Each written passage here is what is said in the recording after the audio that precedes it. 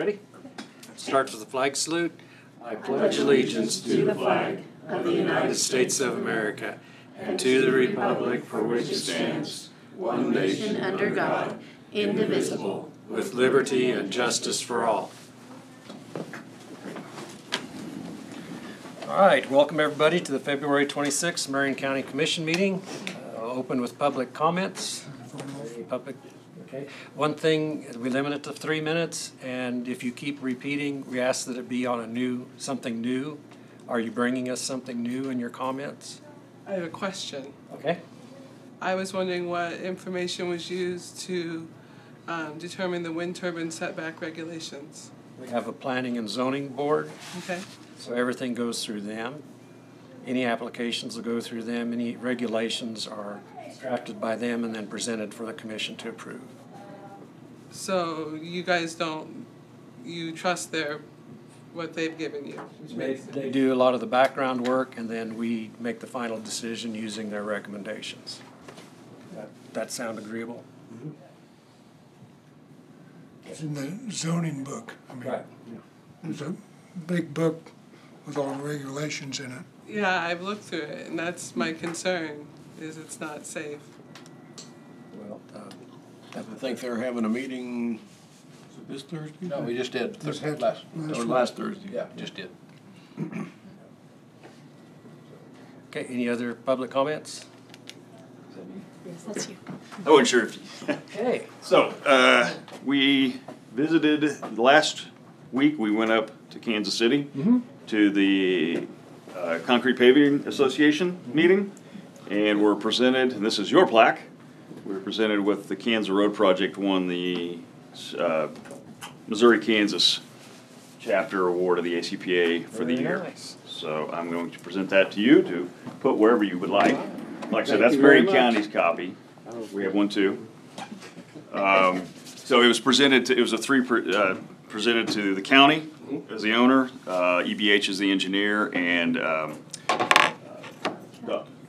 Donlinger. No, I'm sorry, Wildcat. Whew, too many projects going on. Wildcat Construction as the prime contractor. So it's automatically, because it was a award winner at this level, it automatically will go to the national for competition at the national level. So if by chance we happen to win that, that's actually next fall is when that happens. So anyway, we'll be competing. When that, we're all going. Are you gonna go they told me where it was going to be this year. I think it's Rhode Island. Yeah, I might have to make a trip to that one too. Thank you for it. It was a nice project. Bryce was part of it. And that's what I brought Bryce with me today, since he was a part of it from your side when he was here on your side. So There was discussion here. We thought you could handle it, but we did say, I believe, if you needed some assistance, to call. you mean to get the award? Yeah. Yeah, I can handle 2 plaques. Okay, good enough. Thank you. 2.5 hours in a vehicle with you might have been a little too much. I'd have been This was supposed to be a fun event. Let's not make it painful. I'll meet them there anyway. I wasn't gonna, Have a great day, sir. So thank you very much. Appreciate it. And like I said, I based on everything that's going on that road out there, I think it's got a good shot at competing well at the next level. I mean, yeah, part of it, there's a lot of criteria to it. Everything from how the road actually drives to during construction, the testing and the profilograph and the design itself, and how we coordinated with different landowners and entities. All of that is in that factor. So it just, when you look at how smooth the project went and how well everything has come out, and unless there's a minor crack somewhere, we've gone through a full season, including that hard winter couple weeks, heavy traffic, I still haven't found a crack on there. I was just down last month. Pretty good. I like it. Yeah. So, and we took care of some safety deficiencies with the whole thing too. So, Well, it's the first concrete project the county has ever done on paving, and the commission has been committed to try to work toward longer-term solutions. That road should be Nice we could smooth. do it all that way. Yes. It would be. I mean, it's gonna hold up for quite a while, even with heavy truck traffic. Tremendous amount of traffic on that. Which I've heard they're even, Ag Services has even kicked their stuff up a little bit more. I think they acquired something, they said down in Texas, another plant or something, where they're bringing product into or taking some back out for or something. So I think even, I haven't had a chance to check with them for sure, but it probably was good timing that we got this done when we did. Yes, yes. So, thank you very much. Again. Appreciate your time. Thank you. And we'll look forward to getting the update on 290th. I talked to Donlinger, that's why I had Donlinger in my brain when I said that. They actually are looking at, and we've already started making contact with a lot of the landowners. We have about 50% of them. Probably. 50% of them contacted or have got back with us. Donlinger saying maybe around the tail end of May, they might get started. With the asphalt hitting mid-June. Be sure to include the co-op in that. Oh, yes, they're on our list. Okay, very good. Thank you. All right. Okay. Oh, So we don't get an extra noise from the other. yeah. Could have kept Jonah out. Okay, any other public comments? If not, we'll move into agenda approval. I'd like to have an executive session with the Under Road and Bridge for personnel performance. Okay. We'll have that. Anything else? If not, agenda will stand approved. We're ready to move into administrative items. Okay. I don't really have a whole lot today. We do have the February 20th minutes there. Commission has had a chance to review the February 20 minutes. Any changes? Motion to approve. Okay, motion from Commissioner Gehring to approve. Is there a second? Second. Second, Commissioner Dalkey. All in favor, say aye. Aye. All opposed, nay. Motion carried 5-0.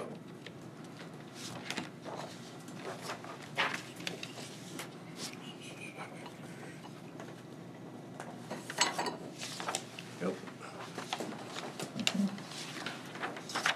And then the county clerk's office has change orders affecting the 2023 and prior year tax rolls. They're for you.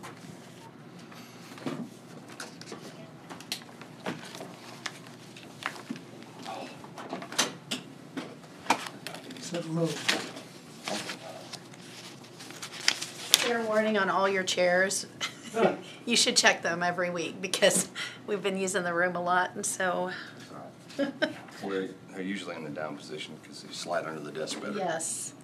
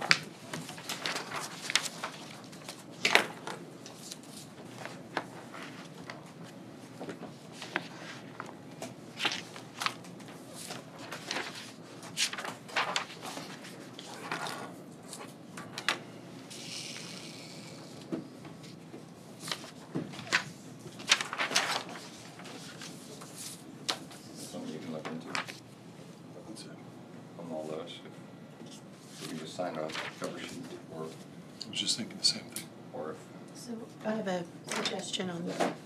So like in Dickinson County, for example, the commission has a work session right before their regular session.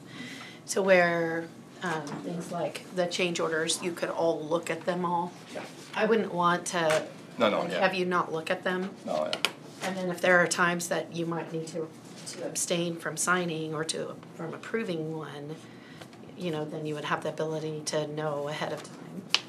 But in a work session where you'd review all of those kind of things, then you could just potentially in one motion approve the change order and sign off on it. You could also, at the same time, you could approve the minutes and there could be multiple things approved.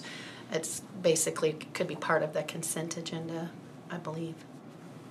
Okay. So if that's a process that the board wants to. Yeah. I'm trying to You get have to come 30 minutes early to do that. I don't mind all the papers, I just don't see why we all need to sign them, every one of them.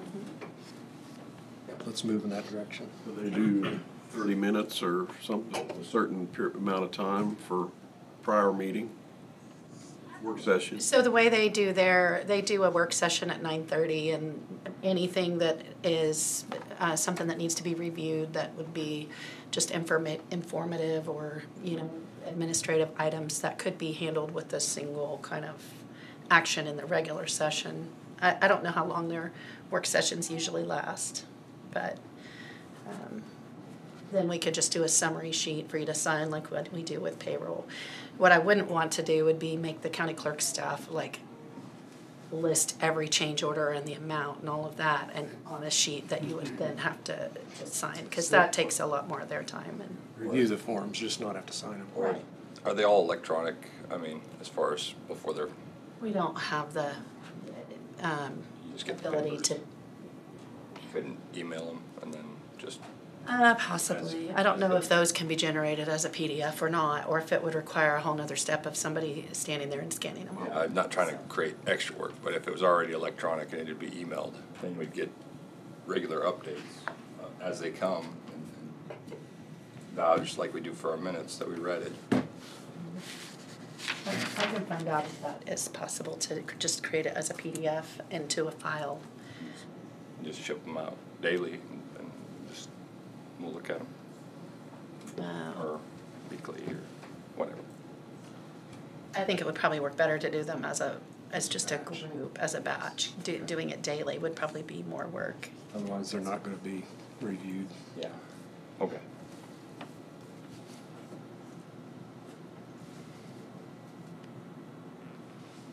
Next. So next is really a discussion about how you want to administrative functions versus what the commission still wants to do. Because, for example, in most counties where there's an administrator, the commission doesn't approve and sign salary sheets. It's just it's signed off on through HR. Could be part of what you receive as the consent information if you want to know the specifics of everything. Same thing, just questioning about job descriptions in most counties with an administrator and with where we transition to things going through HR, that job descriptions are usually just approved administratively. So do you want any time there's a new or a change to a job description for that to come to the board like our practice has been in the past, or are you comfortable with that being handled administratively? So that's one, and then the salary changes. I'd say administratively and then just update, so. With the work session. Yeah, or whatever. Include that information. Match information. Yeah, yep. So those are a couple things that have come up that I just need guidance on how this board wants to. You're adjusting your job description, right? Your own job description as we go along?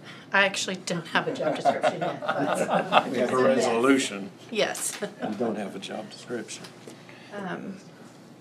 But So I guess that's a couple of the things that I wanted to ask I about. think the concern was on some of the issues is that there's still basically the flow of information.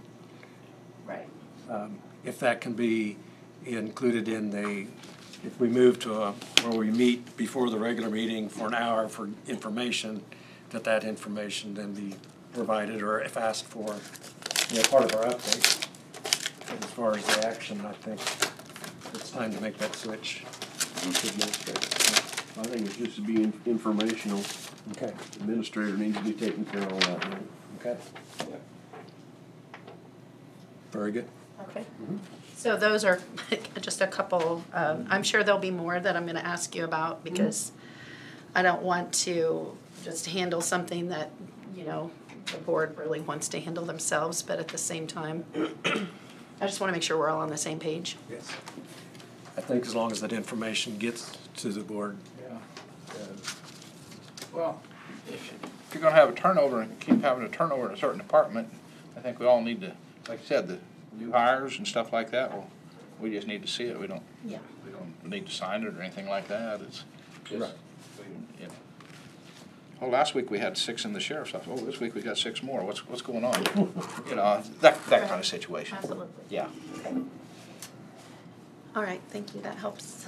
So I do believe that when the county attorney comes, a lot of what he has is gonna be about job descriptions and potential salary sheets and things like that. So those are things that I'm happy to work through with him.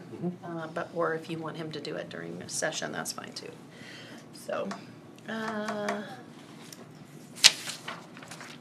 regarding the health insurance budget projections, those are not complete today. Okay. I'm gonna need a little bit more time on that, but I'm just kinda curious as far as contributions of the employees, what the commission wants me to estimate, because that will help me figure out what to do. First question is gonna be, what's our current level? 5%. Our current level is, let me get that. I guess that's our first question. Well, I know single, we had a discussion about it, and we wound up being 5%. Yeah, it's about, Wanted people to have skin in the game. I was Right, like, just a single to little be bit. 0. Yeah. let's see. So I And then remember losing that battle. And the family was, I had that, I was working on it earlier. Let me just pull that up real quick. So currently for option 2, for single, the county is paying 95%. For option 3, which is the highest deductible, we're paying 97% of single and 93% on the lowest deductible. But the reason it is like that, I think initially that we were having the people on option 2 were paying 10%. But then last year, you wanted to keep the contribution the same, not the percent, but the actual amount didn't change that we were looking. So that changed our formula and our percentages. Our rates are going up several $100s for each premium. So I guess I would like to know if you want to pass a percentage of the increase along on the on what the employees have to pay, or if I can estimate it in multiple different ways. Just you tell me what you want to see and I can look that up. Any recommendations? Probably keep the same percent. Oh, and family, based on percents. Option 2, the county is paying 70% of the family. Option 3, we're paying 71%, and option 1, at the current rates, we're paying 68%. So I would say you may want to look at your highest percent of the county paying would remain on the option 3, which is the highest deductible, and then if they want to go to a lower deductible, they pay more. The county pays 70% of the family. Based on our rates last year. 71% on option 3. Yeah. 70 on option 2, 68 on option 1. But that was on a year where you kept the individual contributions the same as the prior year, even though we had a small increase. So of course, we've got a bigger increase this year, so. What are your thoughts? It's gonna take away the pay raise they gave last year. Right, I understand the board doesn't want to do something that would negate the increases in wages that you did, because that was a needed. Because if you went back to the full 10%, you'd be talking about a lot more dollars coming out. Right. Or you could raise a specific dollar amount on a certain. So just an example, what do you probably don't have it, I know. On the option one, for a single individual, if you keep the percentage the same, what does it do to them, do to that individual? I can get that real quick. Well, and I think part of it today is to come up with the options we want Tina to calculate. The percents. So one option would be to look at keeping the percentages the same. Another one maybe would be to keep the dollar contribution by the employee the same. That's going to be the most expensive to the county. That'll raise the percentage on the county. That'll raise this percentage on the county, but it keeps the employee's contribution flat. Just throwing out different options. That's what we did last year, we kept it same as a year ago. My understanding, we kept the dollar contribution the same.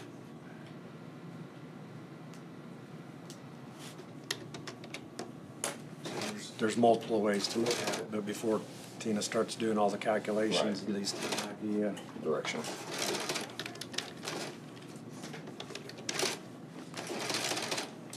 Just wondering how much it's gonna, if we kept the percentage the same, how much does it raise the employee? Right, Way? so- We know the impact. We've been paying 100% of the dental premium, and so the percentage on the health, let me just make sure I have these, I know what it's including in the calculations real quick.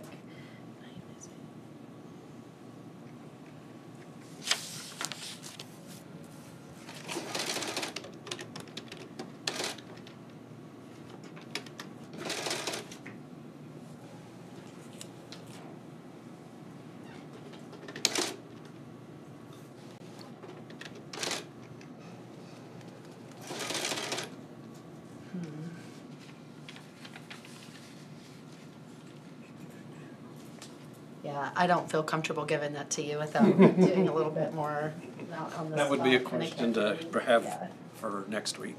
yeah. Or if we want to do it on payday. Okay.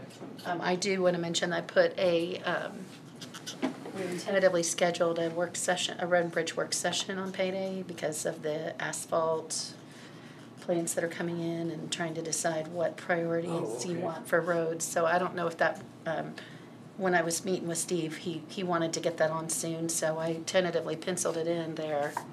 But I wanted to ask the board if that's workable. What kind of time frame is you're looking at there, Dave? Okay, so the 29th payday begins at 9 o'clock. So we do our payday business, usually 15 minutes to half an hour, depending on the questions. And then Tina and Steve have put in maybe an hour for road and bridge work session. Okay, so, Is yeah, yeah, it's fine. Then how about adding, if Tina is ready to do more on the, also. You gotta leave. I just, yeah, 11 o'clock's gonna be the last I'll be here at 10:30, Okay. 11 o'clock. So we- I was wondering if we needed to move it up a little bit to 8:30 or so. I think we'd have plenty of time to do road and bridge and health and be done by 10:30? Okay, if you think we can get it all done by 10:30, I've just gotta be gone. And if we do, we can cut it, continue it. Okay. So do you want me to figure one example with everyone paying the same percent they're paying now, just so you can see what that is? And then the other way would be if we kept what they're paying, The dollar amount. the dollar amount they're paying now, and what that impact is to the county. So both ways. Because you can look at it dollars, you can look at percentages. Yeah. Okay, one other thing I had thought about when I was starting to work on this earlier today was, take the current dollar amount and add a percentage to the dollar amount that they pay, rather than a percentage for the whole. The whole thing. Anything you look at, just present it to us so we can all look at it. I mean, I Okay. have no problem with that. Okay. What I do want to think about though is we just went up, we budgeted 25% more. Yeah. Okay, so we make it this year. We'd be a nice guy again this year. We're gonna budget another 25% for next year? I mean, not just look at this year, look at where we're headed. And insurance is a main thing. I know, but there's a lot of dollars in that 25%. So, how many meals a year that takes to cover that 25%? Could have Well, we budget a year. 1.5 million for that Sickness. line. Keep everybody healthy. Well, yeah. Is that 10? What's that, Just where under that's 10. going, but I'm just saying, 25% of 1.3 million is 2 meals for health insurance. Right. So, 2 meals a year, that's where we're headed, 3. Yeah. Just food for thought. What are you thinking? I keep cycling the whole, Dave was probably right on keeping skin in the game, right? And then I shouldn't say probably right, he is right, but if we keep the percentage the same, and yeah, I know everybody's not at fault for using the health insurance, but it keeps them realizing that if they use it too much or don't There's an take care of impact. themselves, it hurts everybody. If you want them to use it to stay healthy, Yeah. Yeah. don't put it off. Well, one other option we can consider is, for projections, is to increase the county's contribution on what we're paying for option 3 and decrease on the county's contribution on the other 2 options, so where make that more, if the employee wants to go with one of the other options, that's where the increase would be. So, although that's just another option. So. All right. There are lots of options in healthcare. So you just want me to pick some and show them to you? It was, Along with the recommendation. There you go, Okay. Administrator. Well, and the total dollar impact. Right.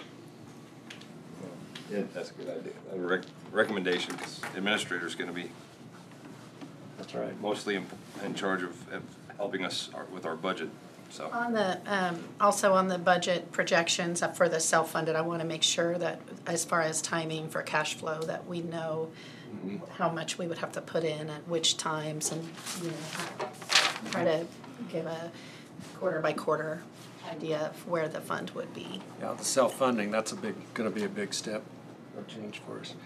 It was interesting in one of the other meetings, talking with other commissioners, they had gone to self-funded last year, had a huge increase like we did this year, which would have been their first year of self-funding. So then they were getting out of it this year. Oh, wow. And that's just exactly the opposite of what we were told to do. Because now they're going back to full self-pay. Well, they've had 2 hard hits in a year and they've lost whatever they were gonna get by going self-funding.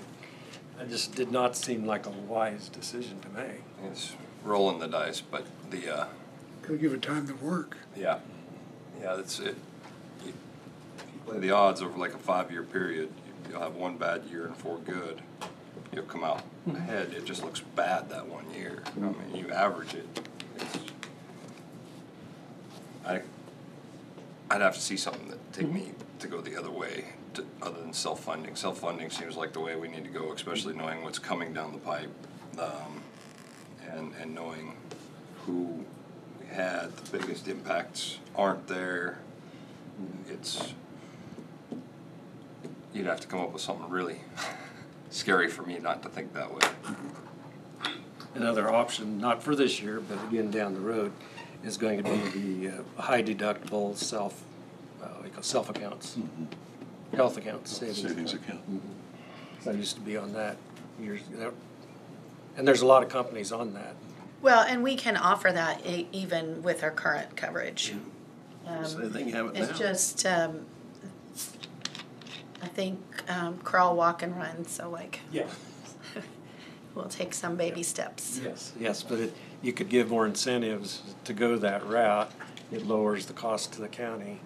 Maybe you fund part of the savings account and it still come out ahead. But again, it's all complicated. It's not something we're gonna tackle this year, but to keep in mind down the road. It comes down to, though, that people do not want to have to push paper from their Yes. own claim. Yes. That's why they hate those things. Yeah, certain people are fine with it.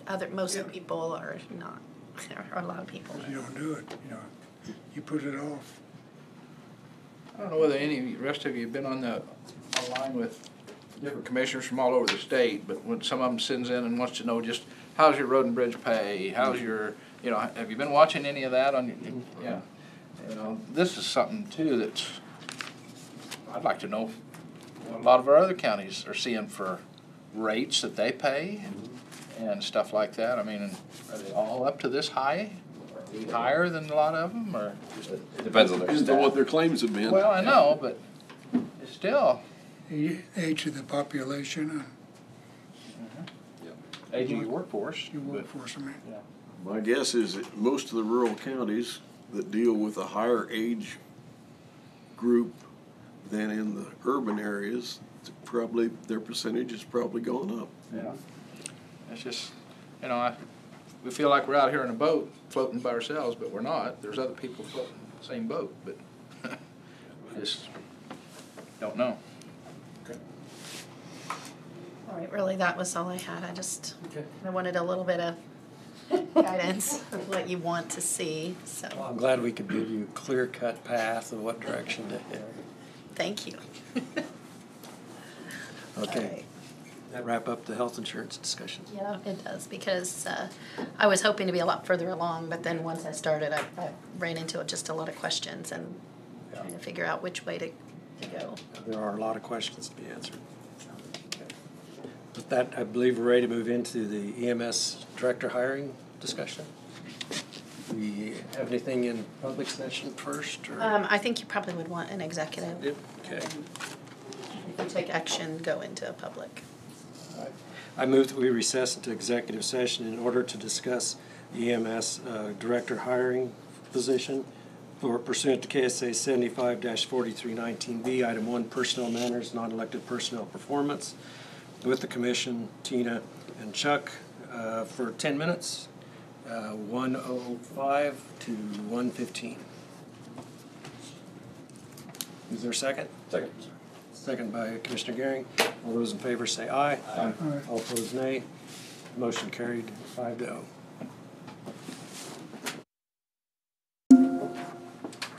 Okay, everything's back on. And I think we maybe still have 30 seconds. Oh, yeah. Because you said till 1:15. Right, we've got 30 seconds. Phil submitted. That's the clerk's job. Can't start yet. Sorry. That'll be better. Supposed to keep us in check. This is official clerk time, official clerk clock.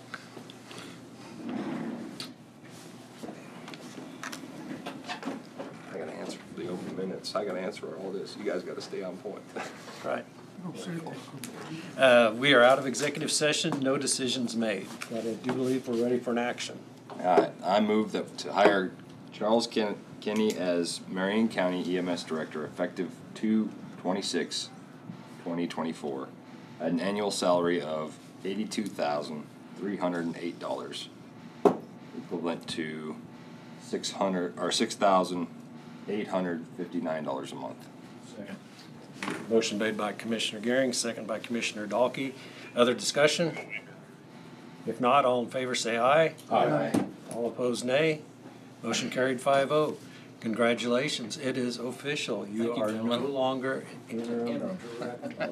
Scratch that off the nameplate. Congratulations. Thank you. And thank you. Good luck. Thank you. And don't be scared to talk to us. I won't. Just because she's your boss, the rest of us, you can talk to us too. Well, I got my friends and my boss. Oh, okay, there you go. How to work that? That's a good way to put it now, friends and a boss. Oh, my goodness. Well, this is scary for us, but we're actually 15 minutes ahead. Did Marcy happen to be in the hallway? I can check.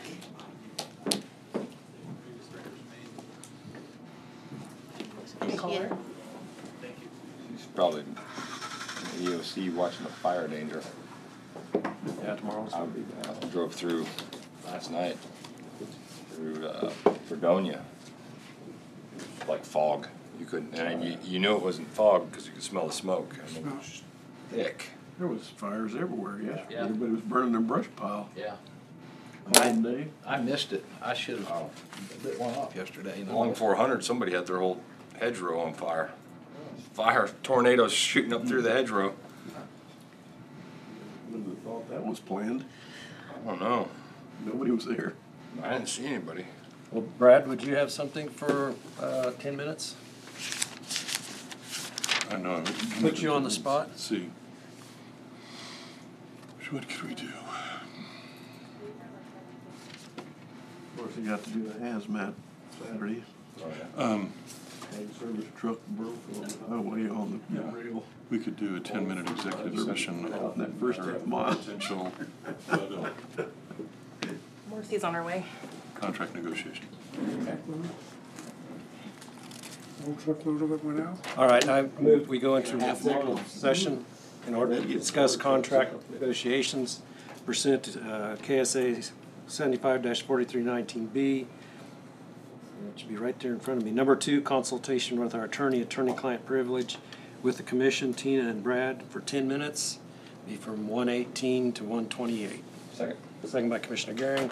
All those in favor say aye. Aye. All opposed, nay. Motion carried. We'll be back at 1:28. Okay, we're on.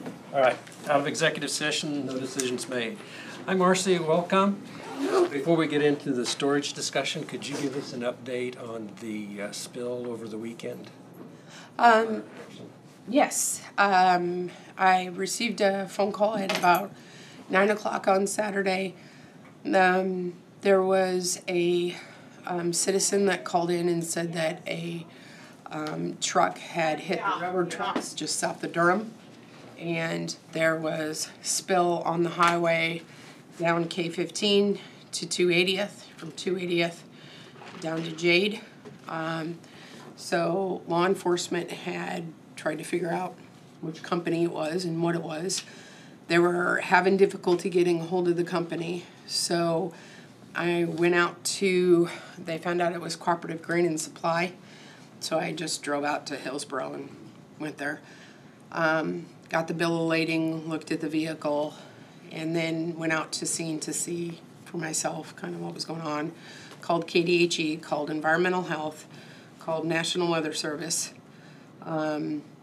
and based on the recommendations from KDHE, they said that they wanted some water put on the section that was from right there south of the Durham tracks to 80th.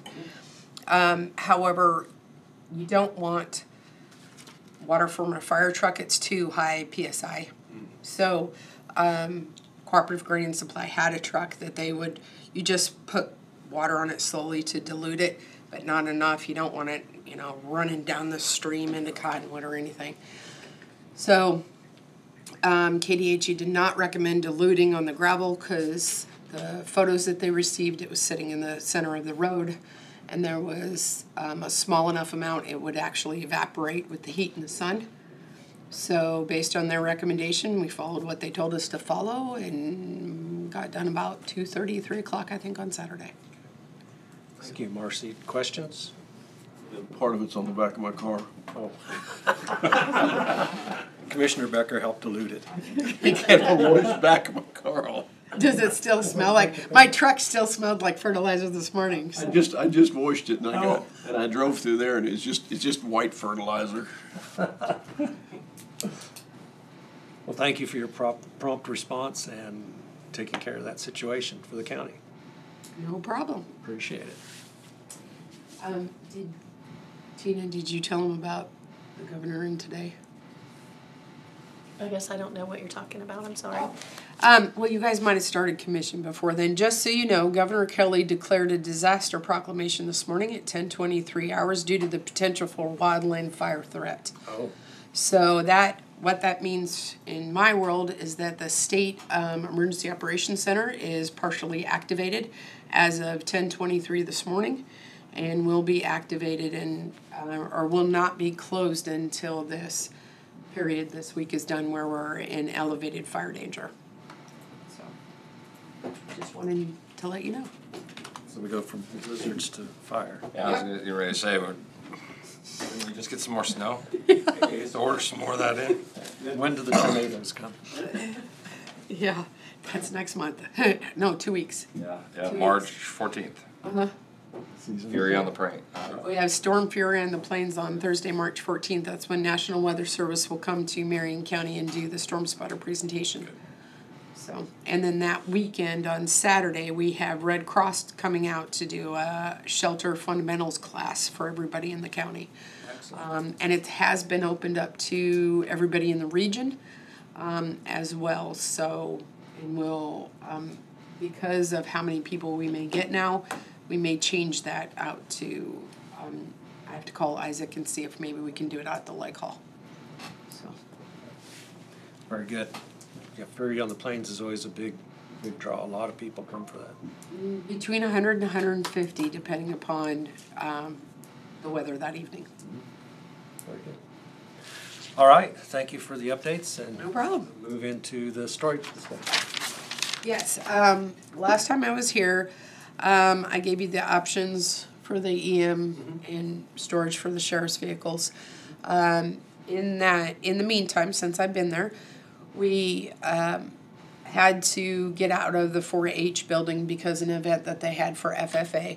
So one of the facilities did allow us to go inside of there to try to see how the vehicles would fit. And so we did some rearranging and fitted in some different spots and things like that and tried it out. Some of you came out and saw it. And then we put them back in the 4-H building. You guys said to come back and kind of see what you decided about. Do you want to leave it there? Do you want to look at these other locations? If possible, if we can kind of get either something started or situated before fair hits. Because when fair hits, I'm going to have to find quite a few weeks of storage. Because Last year they didn't use it. You got to stay during the fair. parts of it, I had to move some of the equipment out, not all. I just had to move a couple pieces out. I had to move the generators out. They were taking that side. They let me keep the PSAP and the... I just looked in the window, it looked full. Oh, yeah. The PSAP and the command trailer got to stay, and then they just took that half, or that section, and so I just moved the other two generators out.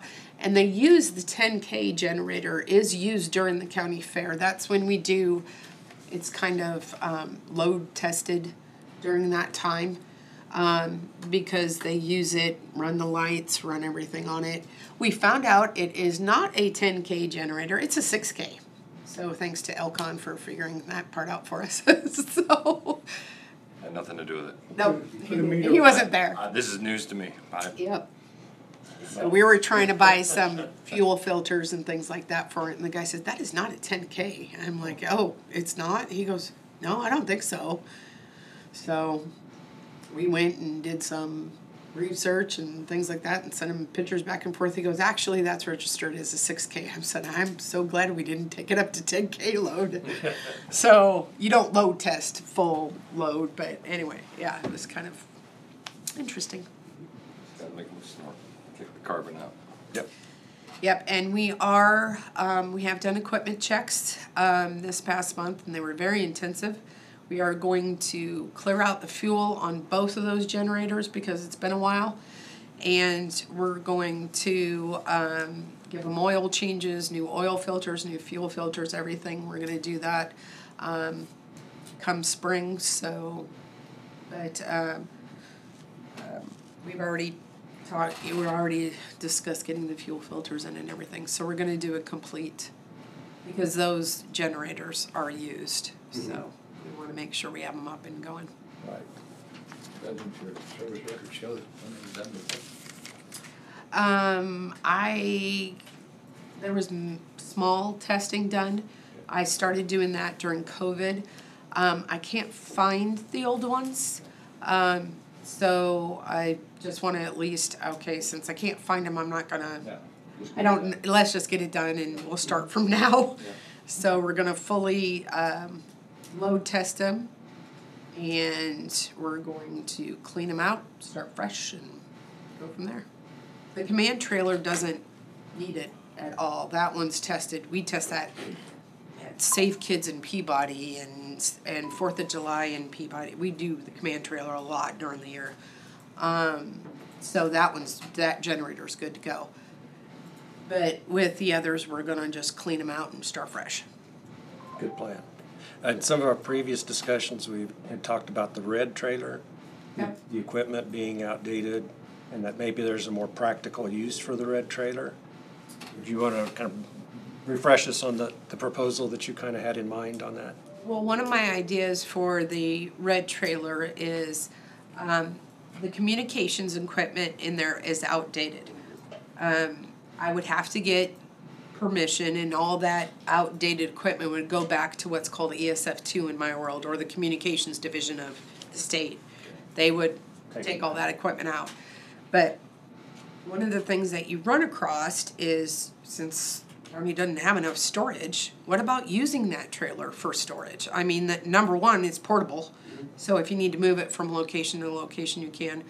But also, number two, that can be a backup evidence trailer for you too. So it still runs, the tires are still good. I know I have to check those.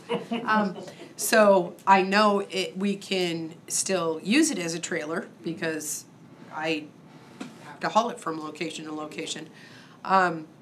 So that might be something. I know you guys are talking about storage a lot for the different offices.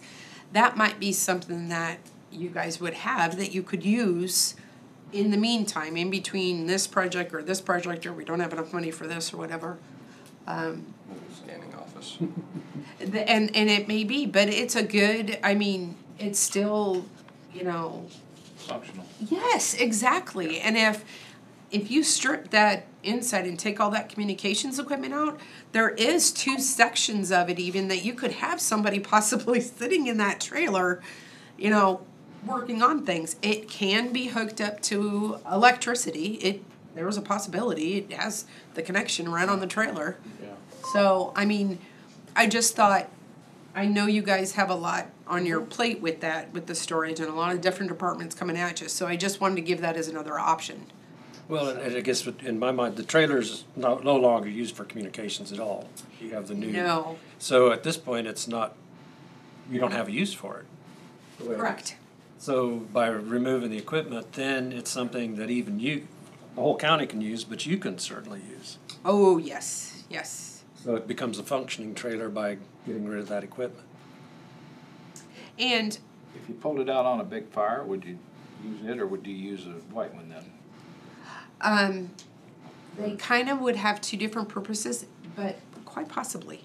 The command trailer is mainly going to use for your command staff. So think of your incident commander and me and the sheriff and things like that. We're probably going to be in that command trailer.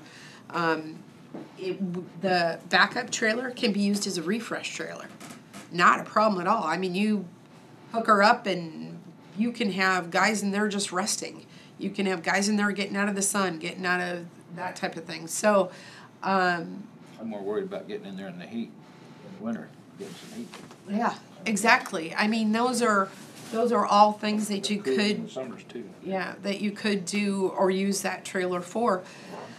The other thing is, like in this particular situation, we had a gap between when we had to order stuff for like the commercial building versus when we can get in there to put it in.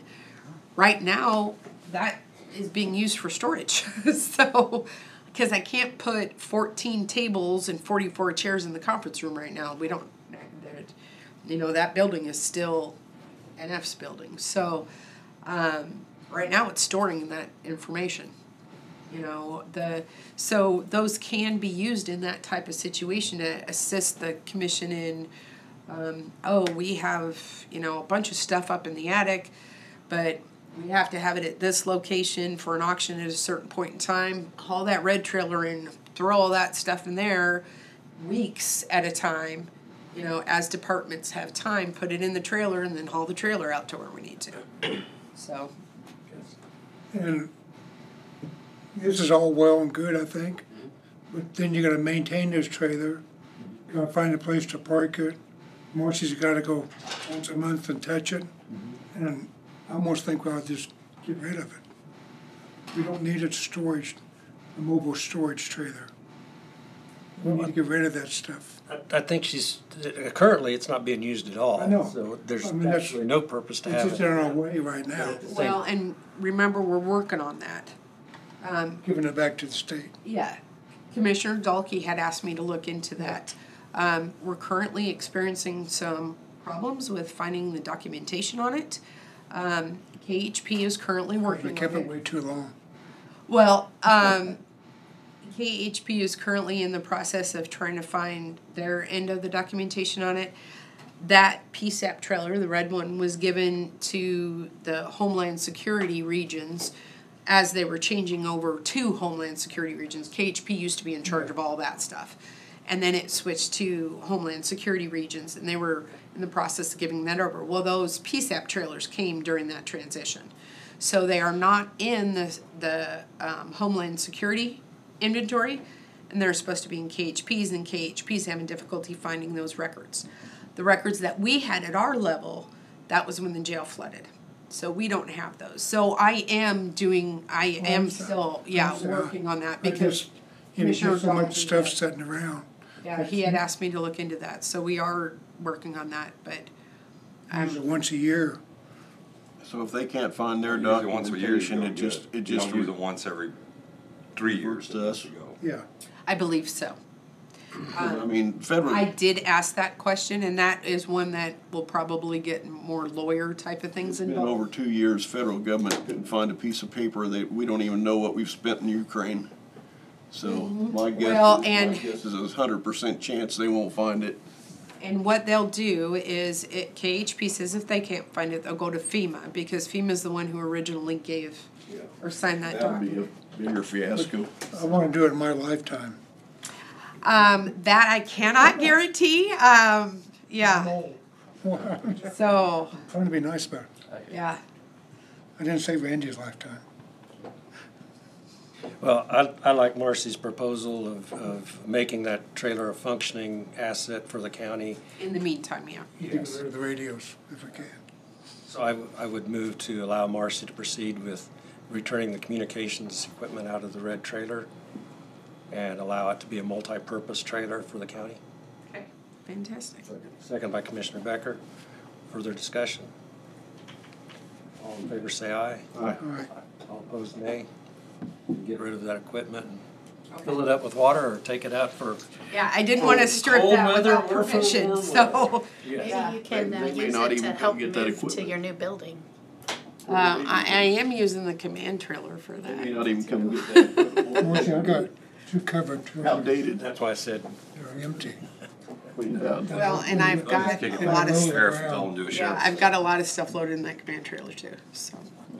okay. Get the other people in the office. That idea hasn't died. Some- Okay, the second part of the discussion then was the storage equipment location, which I know I had the chance to visit it. I was very impressed. That has a real potential for emergency management and for location storage.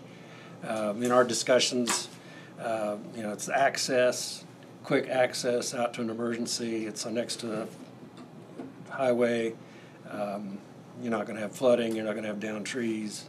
Well, and you're not putting all your eggs in one basket, Yes. which I know I've said this a million times before, but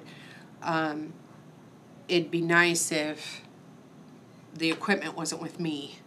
So if, let's say, I'm killed in the disaster for some odd reason, you still have access to all that equipment. So you still have, people got the can still keys. run out and get it. Well, no, I'm not the only one who has the keys. We make sure that is on purpose. If something happens to me, there is always another set of keys in dispatch, and dispatch ain't going anywhere. So, But yes, that is an advantage. You have quick access out of there as well, which is kind of nice too. And the biggest, you know, if you, it all depends on what you guys want. I'm gonna go with whatever you tell me. I'm not gonna be upset one way or the other. I don't, but just that's kind of the advantages of that area. It's not in town. I don't have to drive through town. I have access right there to the highway. It's an open, nice open area that you don't have a lot of traffic down in and around there. I love that it's separate from where my office is. So if something happens in Marion, we still got it in another town, and it doesn't matter to me what town that might be, but not having all my eggs in one basket. Well, and I appreciate the Fair Board, they've worked with us and we've been able to store things, but they've expressed concern having more activities and more moving of the equipment. And it's time for us to find another home, even though it may be temporary, but it would sure make a nice temporary home. Yes. The city of Marion, you know, we've got a new office out there on the highway.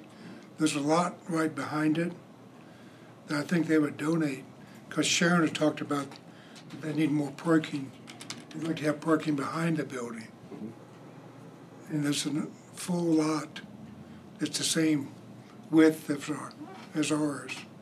That'd be big enough you could build a building in the future back there and have parking.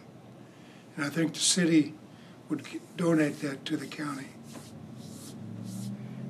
You know what I'm talking about, God? Right behind where my office is going? Yeah. And But until that time, you still have to have another place. And I come back to. well, I know, it's not here this year, but. Right, and that's where, this one at least gives us the options. We've got a quick, We'd have 6 months lease or something. well, we can get out of the fair buildings. And while we're making our long-term plan, if we choose to go to another location, we can try this out. Maybe there'll be potential long-term, maybe there won't, but it's an option. And in the short term, it relieves Marcy from having to move equipment on a regular basis, in and out, in and out, in and out. And then we can still have time to explore other opportunities or options. Do we have a price for rental? A month? Yes, I don't know if we want to move into contract negotiation. Probably because not everything is settled yet, but I mean, yes. Okay. So That was my plan. Okay, so let's do a short executive session, contract negotiation. Okay, 150. I move that we recess into executive session in order to discuss contract negotiation pursuant to KSA 75-4319B, item 2, consultation with our attorney, attorney-client privilege with Marcy, the commission, Brad, and Tina. Say 10 minutes, 1:50 to 2 o'clock. Second by Commissioner Becker. All those in favor say aye. Aye. All opposed, nay. Motion carried 5. Oh, I forgot to say it. Okay, we're on. All right, we're out of executive session. No decisions made. Anything else for us, Marcy? It was not a residential that was on fire right before you guys called me. It was a shed and they got it put out. So. Well, let's hope for a quiet few days. Oh, you said the key word. Oh. Is that the jinx? That's the jinx. That's okay. It's all right. All right, it's on me. It's okay. It's All right, like you thank don't you. say rain at Girl Scout camp. Yeah. Ever. Yep. Well, again, thank you for everything, Marcy. And thank you. I'm sorry I keep bringing up the same stuff. I apologize. That's all right. Thank you, gentlemen. Well, I've got a different feeling of what's happening now. I thought we were still talking something else, so. We made progress. It was in the west shed. Thank you, guys. I think that's the able to get it. All right, Brad, we've Let's got go. half an hour before the went to, or actually 45 minutes. Let's see. 30 minutes. No, 30 minutes. We only have one more executive session. Do you want to do that at the beginning or the end of this? Do it at the end. Phyllis is gone right now. Okay. Okay, go ahead with what you have. Okay, the watershed issue, which you're Yes, familiar with, and I'm yes. not sure if the rest of the board is. Mr. Lang was here last Thursday. On Wednesday, I had a fairly long conference call with Sharon. We went through all the things that I put into those draft agreements, the memorandum of understanding. We intend, it was really something that I felt was appropriate, and she did too, and mentioned to him, I think, Okay. in that 15-minute meeting that they were having, that we want restrictive covenants on all of this in terms of the property that's involved, so that we also know that the property owners impacted have all been properly educated in what's happening with all of this. There's also regulation that honestly, until I was doing this, I didn't know we had at the county level. On the county dam breach impact regulation is what it is. And it's old, really, really, really old. But honestly, looking at the current versions of that kind of thing, it's not that bad. I'm probably going to make some recommendations for some changes to that and several other areas in our planning and zoning regulations to update them for this and several other related kinds of issues on flooding that I noted as we were going through all of this.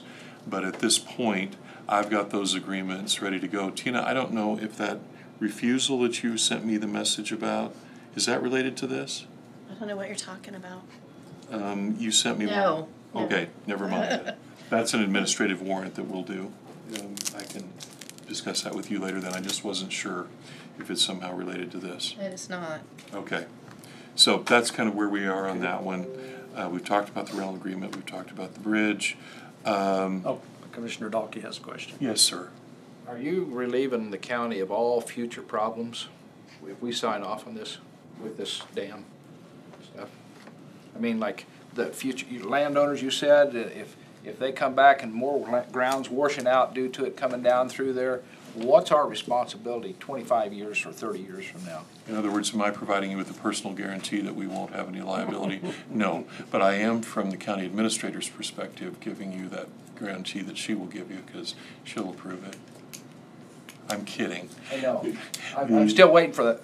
Yeah, I could do that, but I won't. Okay. I'm not going to dump that on her. Yes. I'm just saying. The intent is to go ahead with restrictive covenants, and then also the memorandum of understanding, and then there's a separate contractual agreement that he hasn't seen or knows I've created yet that will ultimately also be signed by any and all participating parties and any of those, particularly downstream, that are impacted in any way, shape, or form by this. And it also goes upstream, because they always recommend, in terms of looking at all this and educating myself, that you deal with both levels. Because depending upon whether it backs anything up or you have any other kinds of issues, it can go from either direction. Isn't it in that paper that we looked at 90th is supposed to be maybe back flooded or something? Yes. Yes, That it will, that it will cause, I have to think of that correctly, Something. retention, no? Detention. Detention. It's detention. And that can impact someone adversely. So again, I will solve most of that with restrictive covenants, and Sharon wanted them as well, and I think just communicated that to him. So that we have that of record, and then we'll also put these other agreements of record. And the one in particular that's contractual in nature, I'll want signed by any and all who are impacted, potentially, upstream, downstream. So I hope that will address what your concern is, and I agree with you.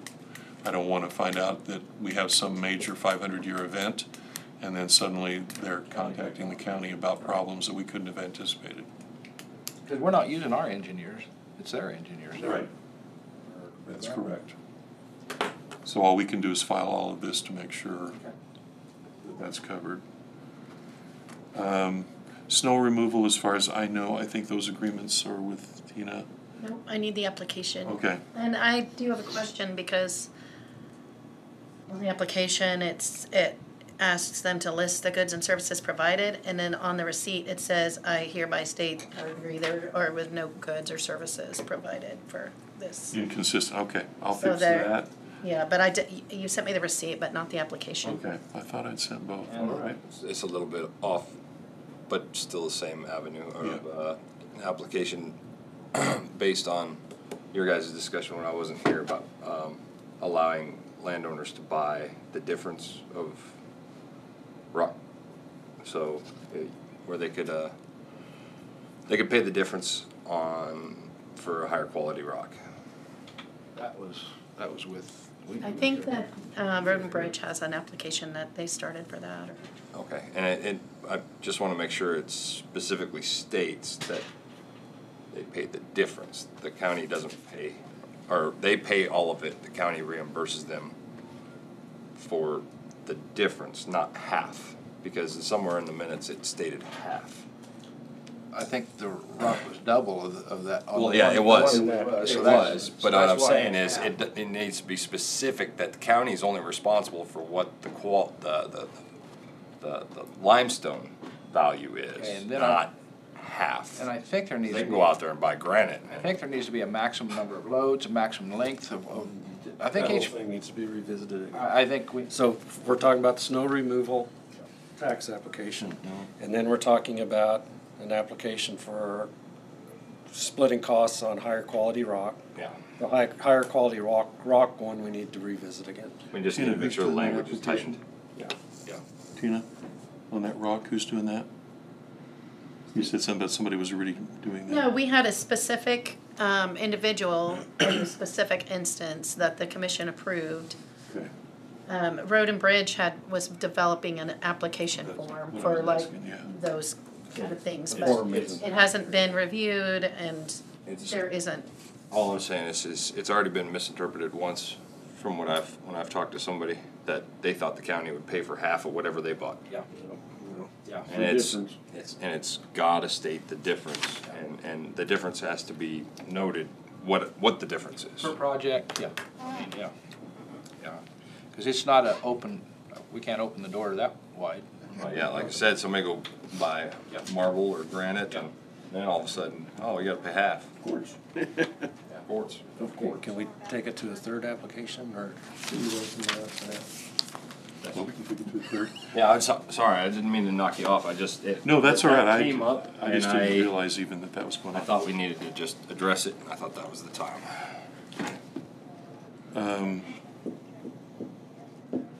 And I've mentioned this before, and it's just, it hasn't really changed as far as I know, unless Tina's received something on that Burns de-annexation. The formwork that they were using was problematic because it really didn't meet the current statutory requirements, and I believe that their city attorney is reworking that at this point, as far as you know. Yes. And then the boundary issue, I don't have anything to do with that. I think that's in your court. Well, I did have a question for you on that, but Okay. it's, as of right now, all the Burns City issues are being handled by their attorney at this point. So if it comes back and nothing is done, then I'll probably talk to you. Okay, But right now, it's in their hands. it's in their hands. Okay. We already talked about the P and Z updates. And the reason why you're doing that, isn't it, Tina, that that's sort of the way the rules read, that they want to de-annex something that's up to theirs first? Well, I mean, yeah, basically that whole thing was they just did it wrong and they just need to fix it. They need to redo it and do it correctly. Executive. And this was for, Potential litigation, okay. How long? 10 minutes. I move that we recess to executive session in order to discuss potential litigation pursuant to KSA 75-4319B. Item 2, consultation with our attorney-client privilege with the commission, Brad and Tina, for 10 minutes from 2:12 to 2:22. Second. Second by Commissioner Gehring. All in favor say aye. Aye. Opposed nay. Motion carried. Back at 2:22. How long did you want? Everything's on. I didn't want it to go too long this time, so we'll just take 5 minutes, probably, I think. Out of executive session, no decisions made. We're going to do another executive session. This is the contract negotiations. I move that we recess into executive session in order to discuss contract negotiations pursuant to KSA 75-4319B. Item 2, consultation with our attorney-client privilege for, is it 5 minutes? Say 2:23 to 2:28. Second. Second by Commissioner Dalkey. All those in favor say aye. Aye. Opposed nay. We'll be back at 2:28. Everything's on. Okay, we are out of executive Shush, okay. I heard shoot. No. Shoosh. Out of executive session, no decisions made. So my understanding is the county attorney will not be coming in. That's correct. Okay. So then we're a little bit early for our road and bridge discussion. I don't know if Steve would be available early. Or we can check, unless you want to take like a 5-minute break or something. Okay, why don't we do that? Let's take a 5-minute break. It's plenty warm here. So we'll I've got a fan if we want to turn the fan on, or be we can back at open. 2:35. We can open the windows. All right, break is over, and it looks like everybody's here. We're moving up schedule a little bit, but appreciate everybody being here today. The purpose of this topic or this session is the HRRR application that the county had put in, and the numbers came back kind of scared us a little bit. So I hope we can get some information and discussion of how to proceed moving forward. Okay, I'm Kenny Blair with Cook Flat and Strobel. I appreciate you taking a little bit of time, and so I've got a little handout here. I can hand them out, okay. Thank you. Thank you, sir. This, the original application, I think that Bryce put in for HRRR funding was for 6 miles of 290th Road, starting at K-15 and working your way east. Thank you. I think Bryce asked for a little more money than we actually got. KDOT eventually settled on giving Marion County $800,000. I think in the original application, Bryce talked about the county putting in $900,000 to $1 million of your own money, so it was almost close to like a 50-50 thing. That was a couple of years ago. Since having been selected to provide design, we've done some rough estimating ourselves, and we've done a number of these projects in multiple counties, so we're fairly aware of what things are costing. And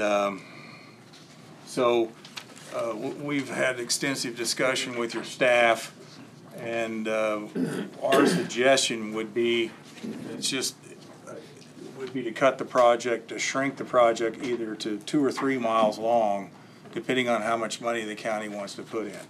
And we've put together this little estimate here. Number one is when we say project estimate, we're talking about everything: engineering, survey, buying right of way, moving fences, construction costs, construction inspection, all the stuff. And we don't want to be scary. Hopefully our numbers are high. We like to be high when there's a lot of unknowns. And then the more work you do and the closer you get to refining what you know, hopefully that estimate comes down instead of going up. That's the direction it's supposed to go. So it's our recommendation that you either cut the project in half and do 3 miles. That's option number 2. Or if you don't want to obligate that much of the county's money, shrink it to 2 miles. And one option we talked about with KDOT, originally KDOT talked about, they said, well, they weren't sure if they would still give you the $800,000 if you shortened the project. But we've had discussions with them, and they assure us that Marion County will get the $800,000 even if you shorten the project. The other thing we talked about was the possibility of, well, going ahead and survey and designing 3 miles, and then seeing what the dollars actually are. Once we have cross sections and quantities, we know I'll have a lot better feel on what this job's going to cost, and then making a decision then whether we can cut it, go ahead and build the half of it, 3 miles, or cut it to 2, which we've done in other counties. So that's one option. And KDOT also talked about that if you design 3 miles, you cut it to 2, but you have that extra mile design, then you can apply the next year for funding. And if you've got plans already on the shelf, it increases your odds of getting selected for the next phase, So that's kind of it in a nutshell. It was originally a 6 mile design. Yeah.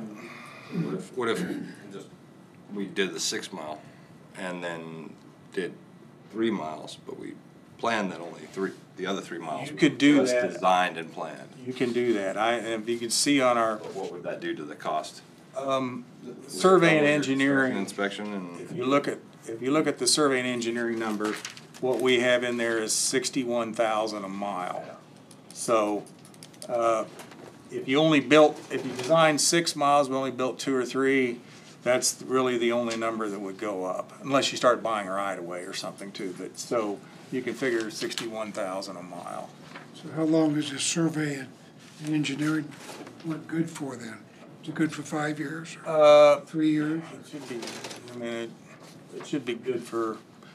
The only thing it might not be good for is part of the engineering is we're expecting to buy right away, because when you add shoulders and flatten slopes, 4-to-1 slopes out the clear zone, which is 18 feet, we're probably going to end up buying right away. And so if a landowner changed and we might have to do a few little finagling on, because part of this cost is writing up the legal descriptions and stuff for these properties.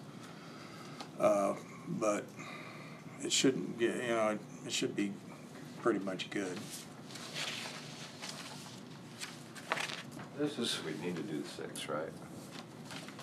Well, I think we've got some questions and discussion on that. So based on this design, you expect we'd need to buy land? Yeah, that's my opinion. I've driven that road multiple times. You see, Doesn't that add another 18 months to the project? Then you get into eminent domain when they won't settle? you could. I mean, we have right-of-way estimates included in our cost. Yeah, I mean, I've been involved in that. That just gets, It can. that can just be a big can of worms.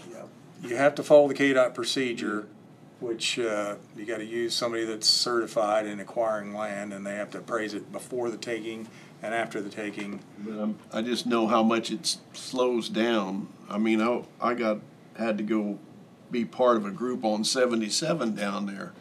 Well, we messed around on that for months and months on 4 acres. Mm-hmm.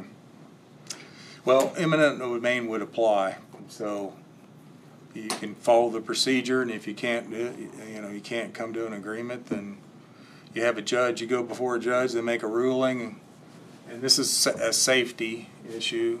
I mean, I'm sure you've all been down this road, it's pretty elevated, has no shoulders, and it's steep slope straight off, and then there's the fence. So if you're gonna add shoulders and then we have to go 4-to-1, 18 feet from the edge of the pavement, because that's the clear zone for the ADT that's on this route, plus 55-mile-an-hour design. So, to do it correctly, you're going to be buying right away. I'll tell you what, I've sat here more than I should have probably, but I've seen nothing like this come into us before, and we all know we should have done it a lot of times, because if you look at Indigo, I don't know when Indigo was done. Look at the night. Surely that had to be bought sometime, or different specs than what most of our blacktops are in our county. And look at the product. We just come back and did it over, and it's still a nice job out there. And 290th is one of these products, just like he said. I mean, it's a drop.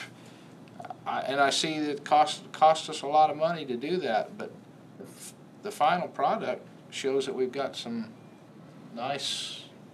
Even though it may take time, I don't know, I'd sure like to see something like this, engineered anyway out and done for once, instead of slapping 2 inches. Everything I've seen since I've sat here is slap 2 inches on top of her and maybe a little bit of rock on the edge.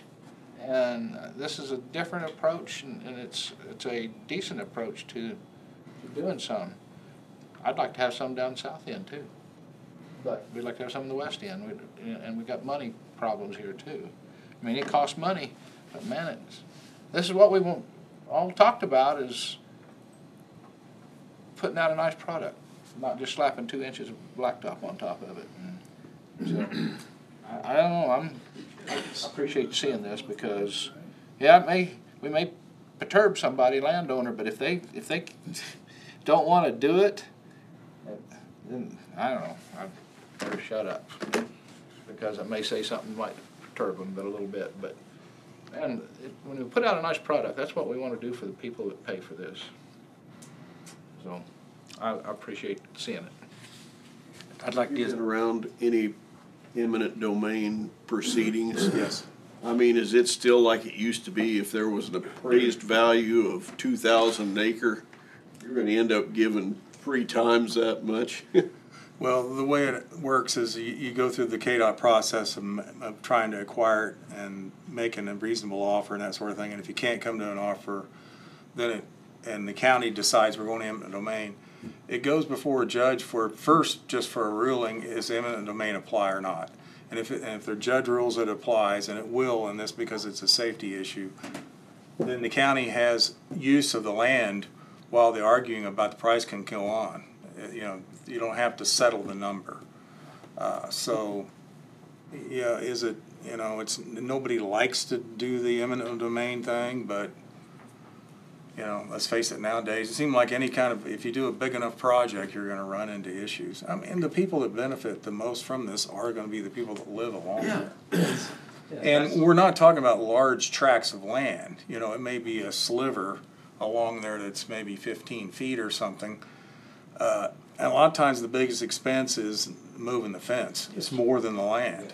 And so, you know, but the landowner will get paid so much a foot for his fence and so much an acre. And it's usually a reasonable number. If a landowner fights it and it goes to eminent domain, if the judge rules it applies, they basically appoint 3 appraisers who come together with a number, and that number can go up or it can go down. I've seen it go down. Yeah. So. Do you have a ballpark idea of how much you need on each side? I mean, like I said, it may be only 15 or 20 feet at the most. It gets a little more if like there's a pipe or culvert around a bridge or something, it can kind of jut out, but other than that, I guess that's what I had envisioned more around the structures going out, but you're exactly right, it's narrow, your right of way is narrow. To get a slope on. Yeah, just. Steve or John, would you like to make some comments? John, correct me if I'm wrong here. We're involved right now with a project on the east side, which is 290th East. And we were awarded grant money. Was it the HRRR? No. Okay, there was a cost share and economic. Or the economic? Economic development. Okay, so those were 2 separate, and they're not purchasing any land right away. They're actually lowering the road so we don't have that high elevation shoulders and so forth, and also doing the surface and also getting our good product, which Randy's after. And we're not spending nearly as much money as if we were doing this without getting the final product. So I just think that we'd be spending a lot of money for something that maybe in the future we can reapply for and get it later on. So, and do it right, it's surface included. So, is a lot of the work a requirement of the HRRR? The HRRR is a safety program, Sure. So it's really aimed at adding shoulders, flattening slopes, lengthening culverts, adding guardrail, that kind of thing. Widening structures. Yeah, lengthening. A big cost is, right? So it's not really aimed at giving you a new asphalt pavement. Right. Now, you can add an element of that to this. You can add anything you want to it because KDOT's gonna give you $800,000 and everything else you're responsible for. So you can say, hey, do this, do that, do whatever you want, and you're still just gonna get $800,000. So, but you can affect it, you know, you can do some work on the asphalt surface if you want. You'll just end up paying for it. I guess when I was thinking about the scope and maybe redefining the scope, if we could focus on the structures, because there's so many structures in that 6-mile stretch. We've got quite a number of narrow structures. If we could just focus on those, maybe not on the shoulders, or does that get us into? That's not the way the application was put in. In fact, I mean, we're not gonna be widening, we will be lengthening culverts and boxes, that sort of thing, but the bridges will be adding guardrail. We're not widening any of the bridges. Oh, The you're not bridges widening the are- bridges. Doesn't have bridge money in it. Okay. I guess I. So, but we'll be adding, to add guardrail takes quite a bit of, you see all the time guardrail that looks like it's starting to fall over. That's because you need 4 foot of dirt behind the guardrail, from the face of the guardrail back. You need 4 foot on a 10-to-1, and then your slope to maintain that guardrail. So, you know, if we're adding guardrail to these bridges, we're gonna have to add quite a bit of dirt behind them, which is gonna take right away to do it properly. That's, I think there's 3 or 4 of them that still have the high concrete. But part of this would be to take the concrete off and put a guardrail, not necessarily widen. We'll either lengthen it outside, you basically have 2 choices. One's to push that hub guard outside the clear zone, which is the clear zone. Clear zone definition is a slope that is recoverable versus just traversable. So like a 3-to-1 slope is considered traversable but not recoverable, but 4-to-1 is. So we have to run either lengthen a box or something outside the clear zone, which would be 18 feet from the edge of the 12-foot travel away. So it'd be 30 feet, 10, 20, 30 feet from center line. So you either do that or you add guardrail. That's your 2 choices. The 3 mile stops at the Tampa Road going in. 3 miles is at Kansas. Kansas. Kansas, that's Hillsborough. Yeah. But that goes south. Yes. But it's only half mile to the Tampa Road from there, right? Oh, it is 4 miles? Okay. 1 mile. Okay, okay, that's 4 miles, okay. So then I was 6 thinking- miles would take you to, Yeah. yeah. Yeah, I was thinking it's a full mile. That's Kansas right there. Yeah. Yeah, I thought we were getting wider. I was just thinking the Tampa Road come down. That's the reason why the price was so shocking. Between there. The bridge is $300,000. Right. Then that bridge, that's the steep one is Yurok Bridge, it's on down here, down in that next mile or so, doesn't it? Yeah. May I ask a question? Yes, absolutely. Because I don't know about the roads, so if we're doing a project on one end of the road, like we're dividing it up and we're not widening over here, but yet we decide that we're widening, does it make sense to widen just the 6 miles or in the middle? Or by widening that, does that mean that when we apply for other projects, we're gonna have to do the same thing with those miles? You know, I've thought about where to start and stop. I think it's a logical to start at K-15 and work your way. I mean, you're coming from a state highway that's, you know, high quality. Turn off and it stays, you know, high quality. At some point it drops off until you get more funding and can move on. But I mean, that was I suggest would Well, I think what she's saying is we have the east end of our project, which is coming up. They're doing it their way as far as engineered and all that, and then all of a sudden we get almost 3/4 of the way going west. All of a sudden it's a whole different atmosphere or different Structure. Yeah. So I mean, and I found out that we didn't have to have. I mean, this here is just an extra precaution as far as the safety is involved, but it's not recommended. The state isn't saying, hey, Marion County, you need to widen these roads, you need to do this. It's not, excuse me. So anyways, yeah, it's nothing that we're being pressured to do. So, anyway, I just wanted to bring that up.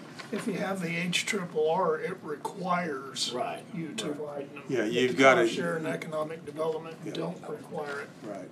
And it's an opportunity if the county, if that's what you wanna focus on, Right. is making it safer, this is an opportunity to get funding to help with that.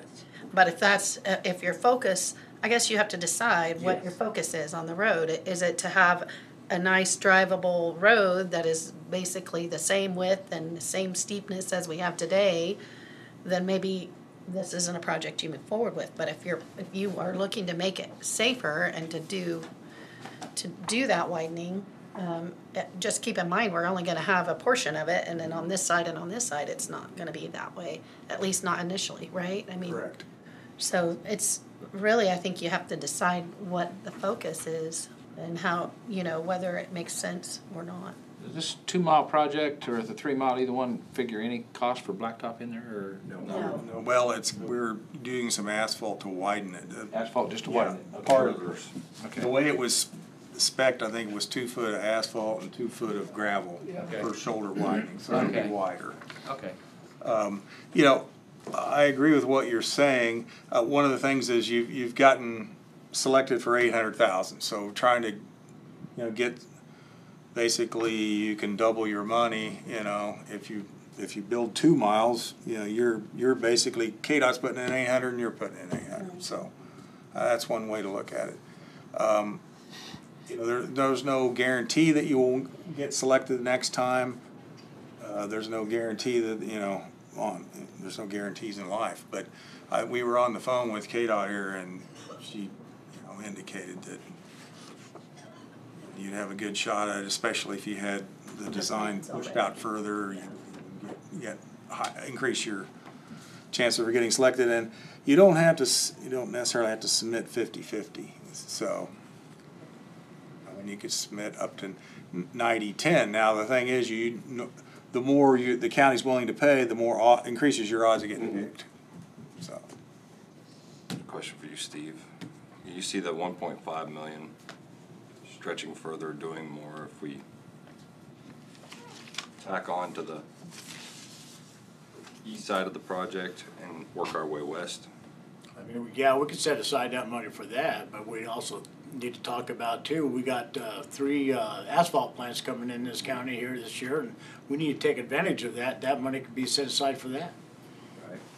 It really, that's kind of changing some of the priorities in my book economically. I understand what Randy's saying though too. We want a good finished product, but naturally before we apply 2 inches of asphalt, that road's got to be in good shape to be done. I mean, it's going to have a good base and everything else. So. That's something we've done in other projects too, where the county's gotten selected for this HRR funding, and then the county's decided, well, while we're at it, we're going to go ahead and fix up the surface, because you're already going to be putting asphalt down to widen the shoulders. If you've already paid for more. There's some rutting out there, so we want to dig some of that out, maybe, and then surface the whole thing. I mean, all that stuff could be added to the job. It's just that Marion County would have to pay for it. And as you said, Kenny, $60,000 a mile for survey and engineering design road width RW descriptions, right? So, but what I'm seeing is we're using 800,000 either in 2 or 3 miles. The way it looks here, right? Yeah. What I'm saying is KDOT's going to give you a maximum of 800,000. They're letting you shorten the job. What I'm saying is if you build, this is our estimates. If you do 2 miles, our estimates, the project's going to cost about $1,600, so that leaves you guys at $800. If you go 3 miles, the rest of that's all on you guys. Yeah. So it puts you at 1.5. Now, these are rough numbers, and hopefully they're high. So there's a possibility that if we designed 3 miles and then did all the plans, maybe the estimate's only 1.2 or something, and you're like, well, let's go ahead and do the 3 miles. Yeah. So I don't want to come in here and scare you and say, well, we'll just do 2 miles, and then ends up only being, 1 point, and you're like, well, Scheduled construction would be 2025, right? Yes, I think it's supposed to let in December. This project's a little bit behind schedule just because, this is. Yeah. But, we do everything we could good. I mean, we need to get out and get to surveying. The survey alone on this job is going to be a big, there's a lot of work there to do, so. But yeah, currently scheduling for December letting. You talk about possibly pushing it back a little bit, so you can't do dirt work in winter, so, spring of 25. But there does need to be a decision made. Yes, absolutely. So that if you're going to move forward, that they can get started, because like he said, we're behind on where we're supposed to be right now with this. Well, Kent, it's your district, and you're probably more familiar with that road than most of us. What are your thoughts? We can fix it and make it look nice, but like Randy said, it doesn't add anything to the safety factor if we go ahead and spend all that much on the ditches. Now, 3/30th, we talked about doing the same thing, and we didn't, and that's worked out pretty good, I think. I'm not saying 3/30th ditches are as deep as 290th. They both have ditches. You know, if somebody gets off one, yeah, they're gonna go down it. But, you know, or how much more are we willing to spend, and where are we gonna get the funding to do it? My whole thought on all of this project was, I really haven't gave much thought to regular vehicles. It's more semis. Trucks getting bigger all the time, heavier all the time. That's the whole reason why I thought going this route was high on the priority list, was because we are ag. We are an ag county, and we gotta keep that in mind. And all your tractors, implements, everything is getting bigger, heavier. That's a main thoroughway. But we're not widening the bridges. Yeah. And that's the problem. I At thought. some point you will, when you have, you get bridge money. Yeah. And or replace.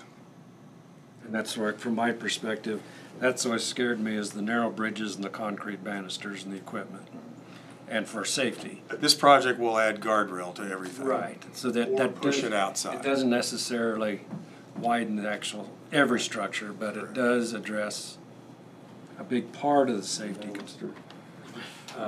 Do what? The banisters. Yes. Yep. So at least, combine header can get across it, or a wide load semi, where, now it's not possible. The other thing is, correct me if I'm wrong, but isn't the west end probably the steepest? As you go east, the ditches aren't. Ditches? Yeah. Steepest was in the middle. No, on the west end, in the first 2 miles, you got some pretty deep ditch. Especially the first mile. The first bridge coming off of 15. The first mile is where the worst ditches are on there. And there has been some accidents there.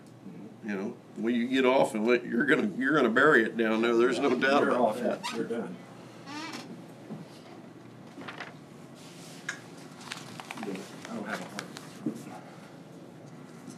We got a work session Thursday. I can say most of the accidents that I've seen happen on there, though, has been from slick conditions.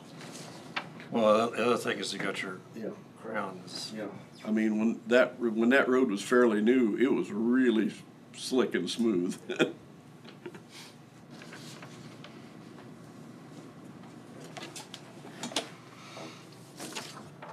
Yeah, that's something I gotta think about. We're gonna have to come up with alternatives on funding. We aren't gonna have the funds to come up with a 1.6 million. Yep. What was you planning on having for funds for this on our share? Well, the original application was the 6 miles and 1.5 or something. was, to do all of the shoulders, all of the structures. Everything. And then come back with another, if you could do the paving then for, do another $1 million with the state and $1 million with the county. Breaking that all up into different sections, but we didn't have all of our information correct. Well, we definitely need to see where our funds are first, before we can say yay or nay, before we get to do this, but yet, you got 800. You hate not to use those asphalt plants if they're here and you can get a good deal on asphalt. Right. But still, I'm sure Steve's got miles and miles of other places that we could. Well, the About ones that asphalt. we've talked about, and you guys have received information on those miles, that's a decision I need to have you guys make. They're ready to go with the exception of Canada Road.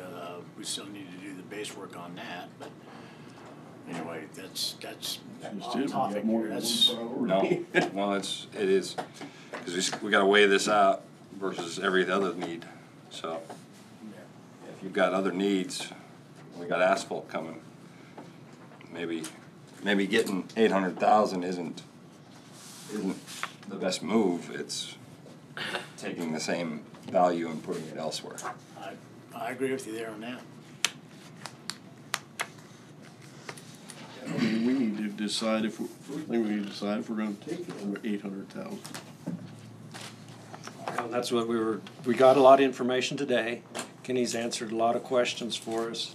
I know a couple of us had impressions of things that were gonna be done that aren't gonna be done, and some things that are gonna be done that was on a larger scope than what we originally had anticipated. It's just unfortunate that our application was a lot less than what the actual Yes. thing was. So. Yes. But, yeah, can't hurt to return the money, and then they say, you know, we're not gonna just use it if we can't use it correctly. And the state was, they understood that. I talked with them, and they said that that would have been fine if we did. Might even improve your odds on the next one. But they're letting you shorten the job, so Right. You're still at that 50-50 level, which is what your original application was at. I mean, at first, Kate, I tried to say, well, we're not gonna let you shorten the job. Now they're saying they'll let you, so. Yeah, I get that. It's just, I mean, there was a,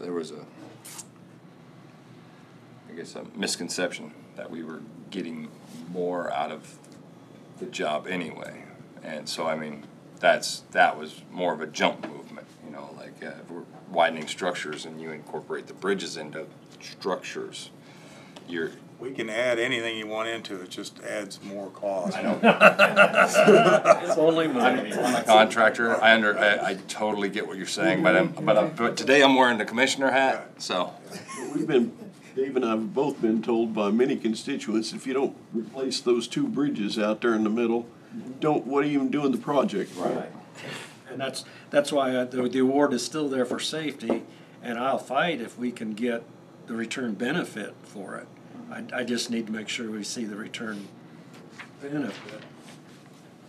My mind has got I was really looking at the bridges. And then all the other, you built bridges and then shoulders away from the bridges. Because you can't just build a bridge to nowhere on the outsides because people hit that thing. I mean, it's 6 of one, half a dozen. Yes. There's a different program to work to get bridge money, and you're gonna need to do that and want to do that. So just which gets done first or second, I think it's not, that's not a big deal, really. Well, if we were awarded the bridges already, then I would probably be more inclined to move forward. That'd be a whole different scenario, man.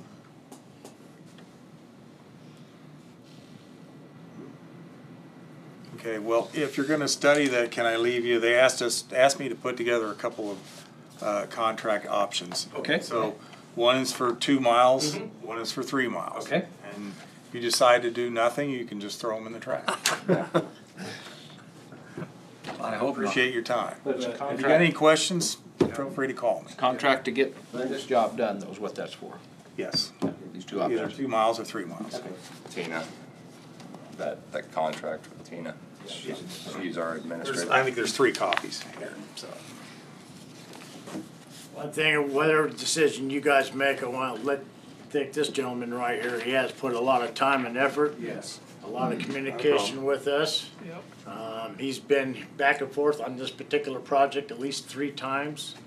And he's been on the phone, he's worked with Tina, with John, and I just want to thank you for that. Appreciate that.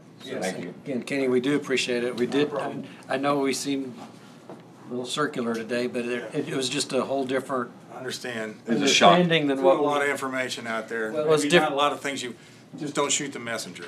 That's No, all. no, no. What I want to say is you provided us with information that's going to help us, Like I so, say, if more questions come up, feel free to call me. thank you. Thank you. Thanks. Got you for a second. Steve? You got anything else you're gonna bring in? Not at this time. I sure would like to get with you.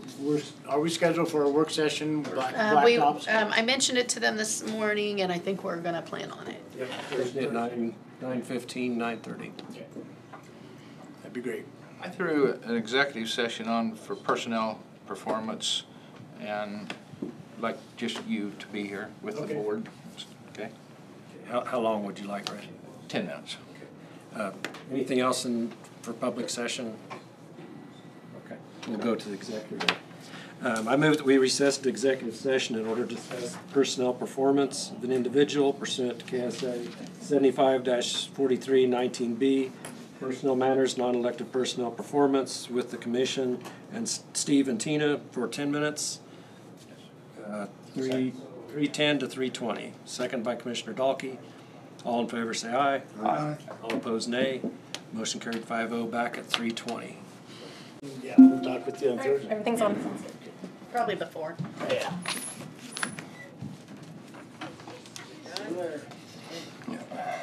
Okay, out of executive session, no decisions made. That concludes the agenda. Is there anything else? Did I hear something? No, just Phyllis. Oh, I heard someone yell. Okay, any commission comments? If not, next meeting is payday meeting, 9 o'clock on the 29th, followed by Road and Bridge work session. We're Brad done. I'm sorry? Yeah, Brad was Yes, done. Brad's done. And then touch on health insurance. Yep. The motion adjourned. So moved. Motion by Commissioner Garing, is there a second? Second, Commissioner Becker, all those in favor say aye. Aye. All opposed nay. Motion carried 5-0, we are adjourned.